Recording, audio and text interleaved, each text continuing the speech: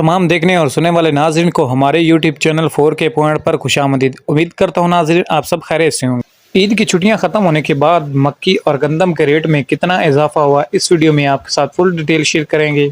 उससे पहले अगर आप चैनल पर नए हैं तो काइंडली चैनल को सब्सक्राइब कर लें, वीडियो अच्छी लगे तो लाइक कर दें और कमेंट सेक्शन में अपनी राय का इजहार जरूर करें। तो अब बात करते हैं आज आरफ वाला गल्ला मंडी में मक्की कितने में फ़रोख्त हुई। 1900 रुपये से लेकर 2400 रुपये तक फी मन यानी 40 किलोग्राम मक्की फरोख्त हुई। टॉप रेट की बात की जाए तो आज मक्की पाक पतन में 2500 रुपये तक फी मन यानी 40 किलोग्राम फरोख्त हुई पाक पतन में। डैमेज मक्की, टूटी हुई मक्की जो कि फीड के तौर पर इस्तेमाल होती है, उसके रेट की बात की जाए तो वो 2100 में फरोख्त हुई। आज 70% मंडियां ओपन हुई हैं और मार्केट में काफ़ी तेज़ी का रुझान देखा गया है। नाजरीन जबकि साहिवाल की बात की जाए तो आज मक्की 2500 रुपये में फी मन यानी 40 किलोग्राम फरोख्त हुई।